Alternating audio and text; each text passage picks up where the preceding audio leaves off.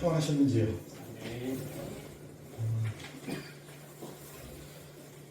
네, 사도행전 4장 32절부터 35절의 말씀으로 가난한 사람이 없는 세상이라는 제목으로 하나님의 말씀을 전하려고 합니다. 우리 제목 같이 말합니다. 가난한 사람이 없는 세상. 가난한 사람이 없는 세상. 가난한 사람이 없는 세상. 설교 제목이 마음에 드십니까? 이 설교 제목은 34절 본문에서 따온 겁니다. 그 중에 가난한 사람이 없으니. 그런데 여러분, 가난한 사람이 없는 세상, 이런 세상이 가능할까요? 아니면 불가능할까요? 만약 가능하다면 가난한 사람이 없는 세상 어떻게 살만하시겠습니까? 아니면 실증나고 싫어하는 세상이 될까요? 한번 생각을 해보시기 바랍니다. 37년 전에 제가 첫 직장을 들어갔습니다. 서울 충정로에 있었던 회사인데 용강 프로세서라고 아직도 이름을 기억합니다. 스캐너 회사였거든요. 인수를 하려면 그 필름을 떠야 되지 않습니까? 그 필름을 뜨는데 그 색 분에 그 스캐너가 처음 나왔을 때입니다. 그 스캐너 회사였는데 일주일은 밤에 작업을 하고 또 일주일은 낮에 하는 그런 일이었습니다. 제가 월급이 15만 원이었어요. 근데 어느 날 알게 된 사실, 그 사장님이 계시는데 월급을 300만 원 받는다라고 얘기를 들었습니다. 제가 볼 때 뭐 하는 게 없거든요. 사무실에서 사람도 좀 만나고 나갔다 들어왔다가 빈둥빈둥 그렇게 노는 것 같은데 월급을 300만 원 받는다는 게 저는 굉장히 불공평하게 느껴졌습니다. 나는 하루 종일 뺑이 치고 15만 원 받는데 사장님은 빈둥빈둥 놀면서 300만 원 받더니 불공평하다 이런 생각이 들었어요. 어린 나이에. 그래서 연말 때 회식을 하는데 나이트클럽인 데를 갔거든요. 이제 술 진탕 먹고 막 주정하고 깽판 치는 거야. 이 사장님 도둑 나오라 그래. 막 소리를 지르고 땡깡을 쓰고 막 그랬던 기억이 있습니다. 결국 한 달을 버티다가 회사를 그만두고 군대를 들어갔던 그런 아픈 추억이 있습니다. 그 어린 시절 내가 본 세상은 불공평한 세상이었습니다. 얼마 전에 그 민주당 이재명 대표가 그 100분 토론에 나온 거 보셨습니까? 정치평론을 하던 한 패널이 이런 질문을 하더라고요. 이재명 대표의 정치 공약 슬로건을 한마디로 한다면 잘 사는 집입니다. 그런데 모두가 잘 사는 그런 나라가 가능할까요? 잘못하면 공산주의자로 오해받을 위험은 없겠습니까? 이런 질문을 해요. 그 질문을 받았던 이재명 대표가 이렇게 얘기를 하더라고요. 보수의 대국이 여긴 박정희 대통령을 소환합니다. 박정희 대통령께서 잘 살아보세라는 구호와 함께 새마을운동을 펼치셨죠. 그리고 모든 국내 소득이 올라갔습니다. 라고 얘기를 합니다. 그래서 그 패널이 다시 한번 이렇게 질문을 합니다. 모든 국내 소득이 오른 건 사실입니다. 그러나 빈부의 격차가 심화되었습니다. 라고 다시 질문을 해요. 그 말을 받았던 이재명 대표가 이렇게 얘기를 하더라고요. 그래서 저는 빈부 격차 해소라는 말을 쓰지 않습니다. 소득 격차 해소라는 말을 쓰지 않습니다. 빈부 격차 축소, 소득 격차 축소라는 말을 씁니다. 이렇게 답변을 하더라고요. 민주당이 중도 진보에서 중도 보수로 방향을 설정하는, 재정비하는 선언과 같은 말이라고 저는 느꼈습니다. 저희 여기 살고 있는 대한민국은 정치적으로는 민주주의를 채택했습니다. 경제적으로는 자본주의를 채택했죠. 자본의 가치가, 다시 말하면 돈의 가치가 최고의 힘이고 최고의 가치인 이 나라에 우리는 살게 되었습니다. 이 자본주의 나라에 사는 사람 치고 불평등, 소득 격차, 빈부 격차 이런 것은 당연한 결과로 받아들일 수밖에 없는 것 같습니다. 그러나 그 정도의 차가 용인될 정도 아래에서 이 사회는 질서와 안정을 차지할 수 있게 될 것입니다. 한번 들어보십시오. 상위 10%의 소득이 상위 10% 말입니다. 평균이 2억 한 50만 원 정도 됩니다. 2억 50만 원. 상위 10% 소득이. 하위 10%는 어느 정도 되냐면 1,019만 원입니다. 대략 한 20배 정도 차이가 나죠. 상위 1%가 가진 그 소득이 전 국민의 24%를 차지합니다. 1%가 24%를 혼자 독식을 하는 거예요. 자산은 더 심하죠. 부동산 이런 자산 말입니다. 상위 10%가 전 국토의 순자산 43.5%를 차지하고 있습니다. 이 나라가 어떤 나라일까요? 저 여러분이 살고 있는 대한민국입니다. 코로나 시기를 지나면서 이 빈부의 격차는 더 심화되었습니다. 부자는 더 큰 부자가 되었고 가난한 사람은 더 가난한 뱅이로 전락하게 된 것입니다. 저 여러분이 사는 자본주의 체제 아래에서는 가난한 사람이 없는 세상은 불가능합니다. 그런 세상은 존재하지 않는 것입니다. 이에 일부의 사람들은 전혀 다른 정치, 전혀 다른 사회 체계를 구축하려고 시도했습니다. 그들의 목표는 가난한 사람 없는 세상이었죠. 이런 세상은 가난한 노동자들을 위해서 시도되었습니다. 1917년 여러분 들어보실 이름입니다. 소련의 레닌이라는 사람이 있어요. 그 사람을 주축으로 프롤레타리아 혁명이 일어나게 됩니다.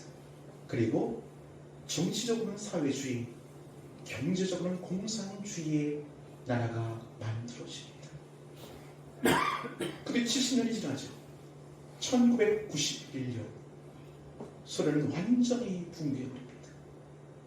공산주의 실험은 완전히 끝나버리는 것이죠. 왜 그렇게 되었을까요?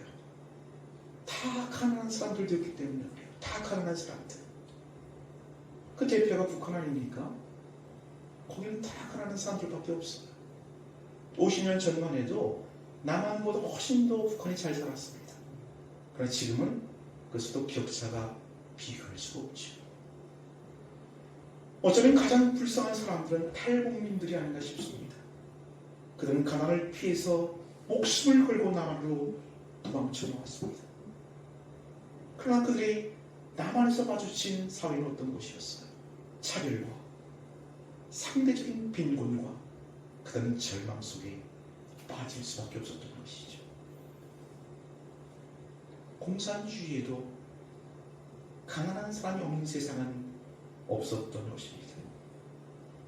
결론적으로 말씀드린다면 인간이 만든 정치, 사회 체계 속에서 가난한 사람이 없는 세상은 불가능한 것입니다.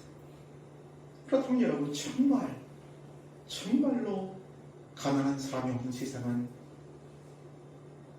만들어질 수 없는 것일까요?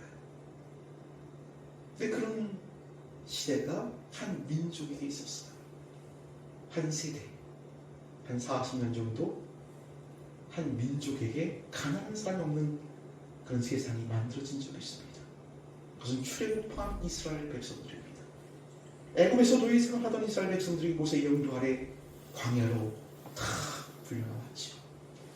그리고 40년을 그 땅에서 배회하며 유업합니다. 광야에서는 농사를 지을 수가 없어요. 농산물을 얻을 길이 없습니다. 강이었기 때문에 물고기를 잡아 먹을 수가 없습니다. 그런데도 그들은 40년 동안 생존할 수가 있었어요. 하나님이 그들에게 만나 메추락이라는 하늘의 양식을 공급했기 때문에 그렇습니다. 근데 여러분, 이 만나 메추락은 참 이상한 것이 걷어 모을 수가 없어요. 내가 이틀치를 먹으잖아요. 하루쯤 썩어버립니다. 벌레가 나요. 하루치만 필요한 거예요. 그래서 우리가 뭐라 그러죠? 일용할 양식. 예수께서 가르쳐준 그 기도 가운데도 일용할 양식이 들어가 있잖아요. 우리에게 일용할 양식을 주옵시오. 그 일용할 양식만 필요한 시대, 40년. 그 시대는 가난한 사람이 없었어요. 전적으로 하나님께 의존되어 하나님의 은총으로만 살 수 있었던 세대. 그 세대가 이스라엘 광야 출애굽한 공동체였습니다. 그런데 오늘 본문의 말씀을 보면 이 광야 이스라엘 공동체가 재현되고 있습니다. 어디서 재현되냐면 예루살렘 교회에서 재현되고 있는 겁니다. 우리 34절, 35절 말씀 읽어보십시다. 34절, 35절 시작. 그 중에 가난한 사람이 없으니 이는 밭과 집 있는 자는 팔아 그 판 것의 값을 가져다가 사도의 발 앞에 두매 그들이 각 사람의 필요를 따라 나누어 줍니다. 그 중에 가난한 사람이 없었다 이렇게 증언하지만 사실은 부자도 있었고 가난한 사람도 있었죠. 부자는 어떤 사람이 집 있고 밭 있고 좋은 직장 있고 연봉 높은 사람들이 그 교회에 들어왔습니다. 반면 아주 가난한 사람들도 있었죠. 거기는 어부도 있고 농부도 있고 매춘부도 있고 장애인들도 있고 노숙자도 있었을 겁니다. 이런 사람들이 한데 올려서 예루살렘 교회 공동체를 만들었습니다. 근데 그 공동체 안에는 가난한 사람이 없었다고 증언합니다. 왜 그래요? 부자가 집을 팔고 밭을 팔고 돈 잘 버는 사람들은 돈을 내고 그 돈을 다 교회에 헌금합니다. 그리고 각 사람의 필요에 따라 나눠 썼기에 가난한 사람이 없었다라고 성경은 증언하고 있는 것입니다. 말 그대로 진짜 공산주의가 예루살렘 공동체에서 일어나게 된 것이죠. 그 정신적인 근거가 어디 있냐면 우리 32절 말씀 읽어봅시다. 32절 시작. 믿는 무리가 한 마음과 한 뜻이 되어 모든 물건을 서로 통용하고 자기 재물을 조금이라도 자기 것이라 하는 이가 하나도 없더라. 자기 재물을 조금이라도 자기 것이라고 주장하는 사람이 없었어요. 사유재산을 주장하지 않는 세상이 만들어진 겁니다. 참 이것은 우리의 본능을 거스르는 게 아닙니까? 어린 나이부터 내 것, 네 것 가지고 싸웁니다. 우리 시우도 재우도 어렸을 때 그것 가지고 싸웠어요. 한 번은 제가 클레파스를 하나 사줬는데 이것 가지고 막 내가 그리겠다, 내 거다, 네 거다 그랬잖아요. 제가 버렸어요. 자기 본능을 거스르는 그 일, 사유재산을 부정하는 것, 그것이 예루살렘 공동체에서 일어나고 있는 것입니다. 자기 소유를 주장하지 않을 때에 가난한 사람이 없는 세상이 만들어진다는 것이 성경의 증언입니다. 다시 한번 묻죠. 이 성경의 증언이 사실입니까? 정말 이런 세상이 만들어질 수 있을까요? 어떻게 하면 만들 수 있을까요? 먼저 몇 가지 사실을 좀 생각해 봤으면 좋겠습니다. 첫째는 본래 내 것이라고 주장할 만한 것이 있었는지 한번 생각해 보십시오. 본래 내 것이라고 주장할 만한 것. 우리 모두는 다 엄마와 자궁에서 벌거숭이로 태어났습니다. 아무것도 없었어요. 한번 생각해 보십시다. 내가 갖고 있는 땅, 외부로부터 내게 주어진 겁니다. 내가 호흡하는 공기, 내가 만들었어요? 외부에서 내게 주어진 겁니다. 햇볕, 바람, 각종 목걸이, 내 속에서 만들어진 건 하나도 없어요. 다 외부에서 주어진 은총으로 우리는 살아가고 있는 겁니다. 좀 더 짧게 한번 생각해 보십시다. 내가 입고 있는 옷, 신발, 자동차, 집, 내 속에서 만들었어요? 다 외부에서 주어진 겁니다. 내가 돈 벌어서 섰다고요? 내가 취직할 수 있는 그 회사에서 날 취직시켜주지 않았다면 그런 말 못하죠. 그 회사 사장, 함께 일하는 동료들, 그 모든 걸로부터 내게 주어진 겁니다. 물건을 살 때도 마찬가지예요. 그 물건을 만든 사람들, 물건을 운반하는 사람들, 물건을 파는 사람들, 이 모든 것들이 내게 선물로 주는 겁니다. 내 속에서 만들어진 것은 똥밖에 없어요. 그렇지 않습니까? 똥은 내가 만들죠. 그런 것은 아무짝에 쓸모가 없습니다. 내 생명이 유지되는 모든 것들은 다 외부로부터 내게 주어진 은총이자 선물인 것을 기억하시길 바랍니다. 이 사실을 자각할 때 우리는 진짜 감사할 수 있는 사람이 되는 거죠. 슈퍼에서 물건 파시는 그 캐셔에게 우리 진짜 감사하는 마음이 생기게 됩니다. 뭘 자각할 때? 내 것이 없었다는 사실을 자각할 때 말입니다. 또한 지금 내가 가지고 있는 것도 영원히 내 것이 될 수가 없어요. 지금 내가 입고 있는 옷 내 것이라 주저할 수 있을지도 모르겠습니다. 그러니까 영원히 내 것일까요? 내 살찌면 못 입어요. 버리든지 다른 사람 줘야 합니다. 잃어버릴 수도 있고 빼앗길 수도 있습니다. 운이 좋아 끝까지 내가 가지고 있었다고 생각해 보십시다. 마지막 그 순간, 초의 그 순간에 우리는 모든 것을 내려놓고 떠납니다. 내 것은 하나도 없어요. 다 내버려두고 우리는 태어난 그대로 돌아가는 것이 우리 인생입니다. 러시아의 문학작가 톨스토이의 책들 여러분 읽어보셨을 텐데 사람은 무엇으로 사는가에라는 단편집이 있죠. 그 단편집에 사람에게는 얼마만큼의 땅이 필요한가라는 소제목이 있어요. 바움이라는 농부가 있었습니다. 이 농부가 조그만 땅을 읽으며 살아가는 소장농이에요. 제 땅을 읽으면서 늘 불만이 있죠. 원망이 있습니다. 나도 더 큰 땅이 있었으면, 더 많은 농사를 지었으면 이런 마음을 가지고 삽니다. 그러다 어느 날 이런 소문을 들어요. 한 1,000만 원 정도의 돈을 만들어 가지고 어떤 부족을 찾아가면 그 족장이 엄청 넓은 네가 원하는 만큼의 땅을 준다는 그 얘기를 들어요. 이 자기 땅, 집 다 팔아가지고 그 부족을 찾아갑니다. 그 말은 사실이었어요. 그 족장이 이렇게 얘기합니다. 여긴 땅이 넓습니다. 당신이 원하는 만큼 땅을 가질 수가 있어요. 해 뜨면 당신의 땅을 표시하면서 땅을 차지하십시오.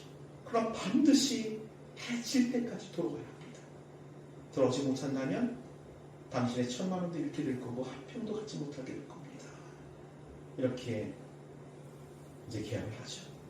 그래서 이 바움이라는 사람이 굳은 결심을 안고 내 많은 땅을 찾아야겠다는 생각을 안고 이제 해 뜨면서 자기 땅을 표시하며 다닙니다. 어느덧 해가 중전에 떠올랐어요.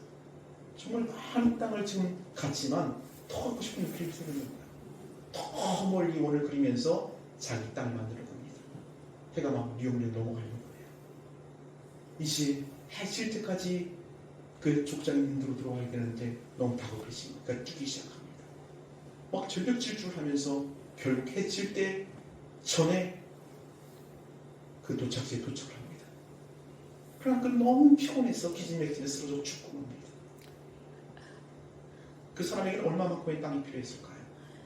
그가 묻힐 한 평의 땅, 그것밖에는 가질 수가 없었던 것입니다. 사랑하는 여러분, 내 것은 없어요. 다 주고 놓고 가야 할 것이 저 여러분의 인생인 줄로 믿으시길 바랍니다. 그런데 왜 사람들은 내 것도 아닌 것, 그걸 가지고 그렇게 붙잡고 늘어지는 것일까요? 제가 전에 소환했을 때 아침에 어디를 가고 있는데 사람들이 막 수십 명이 막 뛰어가는 거야.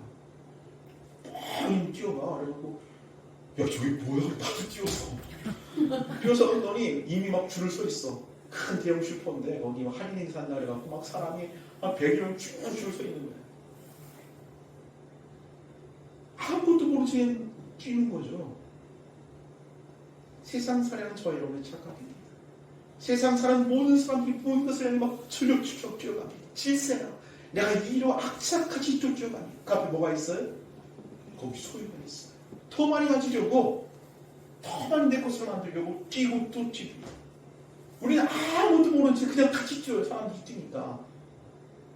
세상 살이게 우리에게 주는 착각이죠. 그 착각은 두 가지입니다. 첫째, 수위가 나를 행복하게 할 것이라는 착각입니다. 수위가 정말 나를 행복하게 할 수가 있을까요? 이런 말이 있습니다. 가장 불행한 사람은 내가 정말 갖고 싶은데 그것을 얻지 못한 사람이다. 근데 그것보다 더 불행한 사람은 그것을 가진 사람이다. 이렇게 얘기하더라고요. 이해가 되십니까? 한번 예를 들어보십시다. 근데 어떤 그 거리를 활보하다가 어떤 멋진 상점에 휴일에 걸려있는 원피스를 봤다고 생각해 보십시오. 야, 저거 정말 입고 싶은데 너무 비싸서 살 수가 없는 거예요. 아, 한번 꼭 입어보고 싶다. 몇 년 저축을 해서 그 원피스를 샀어요. 딱 입어봤더니 저는 괜찮은 것 같아. 한 달 지났더니 좀 안 어울리는 것 같아. 한 2개월 지난 뒤에는 옷장에 들어가서 한 번도 꺼내지도 않아요. 그 소유가 우리에게 주는 착각이라는 말이죠. 그 소유가 우리를 구원한다고요? 천만의 말씀입니다. 세상이 우리를 속이고 있는 거예요. 이것 가지면, 돈을 더 많이 가지면 너는 행복해지고 너는 그 소유로 말미암아 구원받을 거야. 말도 안 되는 소리시죠. 많이 가지면 가질수록 불만족스럽고 결국에는 원망하게 되고 그것 때문에 망하게 됩니다. 아까 여성들 비유를 들었으면 남성들 비유를 한번 들어보십시다. 정말 내가 사고 싶었던 자동차가 있었다고 생각해보세요. 남자들 그 욕심이 있잖아요. 그래갖고 몇 년 저축하고 대출 끌어와갖고 자동차를 샀어. 야, 운전해봤더니 완전 다른 세상이 너무 좋은 거야. 그 며칠을 탔어. 근데 어느 날 딱 타려고 딱 나와봤더니 누군가 다 운전 긁고 가버린 거야. 그럼 어떻게 돼요? 그 기쁨 한순간에 사라지고 절망과 분노로 막 이글거리죠. 소유가 우리에게 기쁨을 주는 것이 아니라 분노와 슬픔을 자아내는 것입니다. 이것이 소유가 우리에게 주는 착각입니다. 소유는 우리를 행복하게 할 수 없어요. 결국 그 소유는 우리를 구원할 수 없는 것입니다. 다 불타 없어질 것이다. 거기에 마음 쓰지 말라는 것이 사도의 권면이라는 것입니다. 오늘 성경은 소유가 주는 착각을 극복할 수 있는 유일한 길을 우리에게 소개하고 있어요. 그 유일한 길은 뭘까요? 우리 33절 말씀 같이 읽습니다. 33절 시작. 사도들이 큰 권능으로 주 예수의 부활을 증언하니 우리가 큰 은혜를 받아. 주 예수의 부활을 증언하니. 그 부활이 뭐죠? 다시 살아나는 것 부활이기도 하지만 새로운 생명으로 태어나는 것을 부활이라고 성경은 말하고 있는 것입니다. 부활을 생각하는 사람은 먼저 자기의 죽음을 인식해야 합니다. 그리고 새로운 생명을 각성하는 겁니다. 이것이 부활을 통해 은혜받은 사람에게 일어나는 어떤 반응인 것이죠. 제가 늘 하는 얘기가 있죠. 신앙에는 어떤 거냐면 내가 언제나 죽을 거 아니에요. 뭐 10년 뒤든 20년 뒤든 그 죽을 날을, 그 죽음의 사실을 지금 살고 있는 내 현실 앞으로 딱 갖다 놓고 사는 겁니다. 그건 신앙생활이에요. 그럴 때 우리의 소유는 정말 가치 없는 것 중에 하나일 겁니다. 그것보다 훨씬 더 가치 있는 것들이 많기 때문이죠. 죽음 옆에 있는데 더 가진 게 뭐가 있어요? 좋은 옷 입는 들 이게 무슨 의미가 있겠어요? 오히려 내 사랑하는 사람들과 더 깊이 사랑하고 더 많이 얘기하고 더 거룩한 것들을 추구하고 이런 것이 훨씬 더 가치 있는 일들로 우리에게는 느껴질 겁니다. 두 번째는 새로운 생명에 대한 각성으로 나아가는 것입니다. 제가 언젠가 예수 믿는 것에 대해서 정말 진지하게 생각을 한 적이 있어요. 나는 왜 예수를 믿는가? 내 스스로 자문하는 겁니다. 여러분 한번 자문해 보십시오. 여러분 왜 예수를 믿습니까? 예수를 믿으면 평안합니다. 예수를 믿으면 내가 힘들고 어려울 때 하나님의 도움을 구할 수 있습니다. 하나님이 도와주십니다. 기도에 응답해 주시고 또 예수 믿는 사람까지 친교하고 또 봉사하고 이 모든 것들이 좋아요. 이 모든 것들은 타 종교에도 여전히 있습니다. 그럼 정말 나는 왜 예수를 믿을까?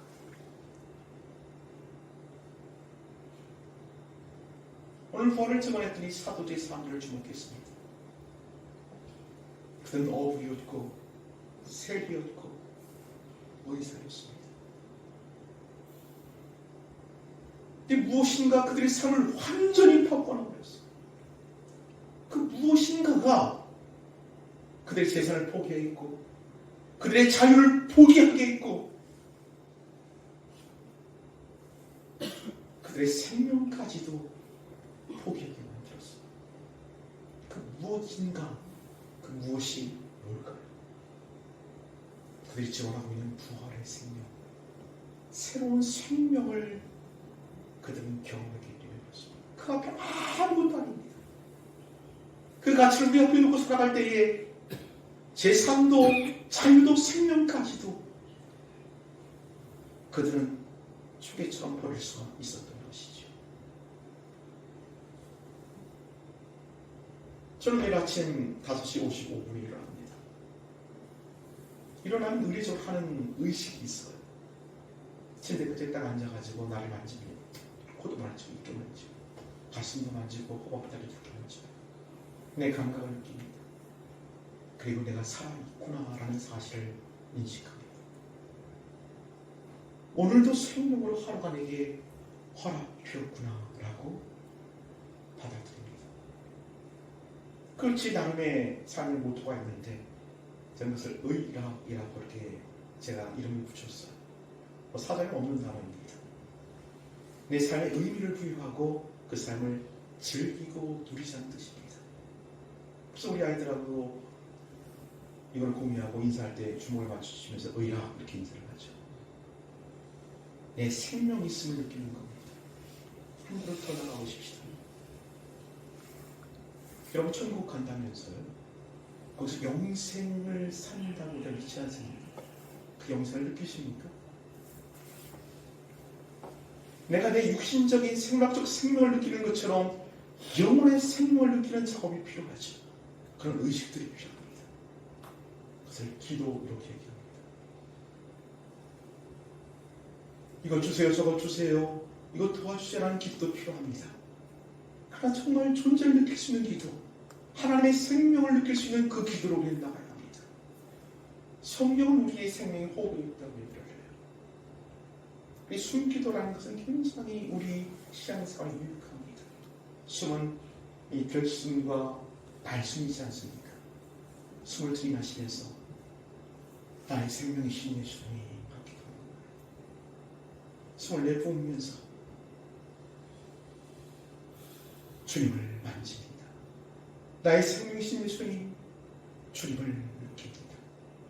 나의 생명이신 예수님, 주님께 나아갑니다. 나의 생명이신 예수님, 주님 안에 거합니다. 이러면서 그 영원한 생명, 하나님의 생명을 느끼고 맛보는 것이죠.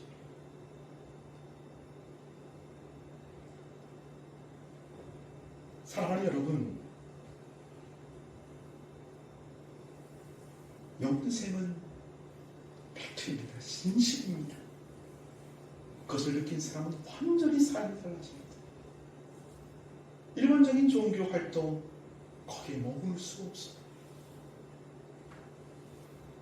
사도들이 그것을 우리에게 보여주고 그 사도들의 직언을 들었던 예루살렘 교인들이 그것을 실천하고 있는 것입니다. 죽음이 우리 앞에 있습니다. 새로운 생명이 또한 우리 옆에 있습니다. 그것을 인식하십시오. 각성하십시오. 기도하십시다.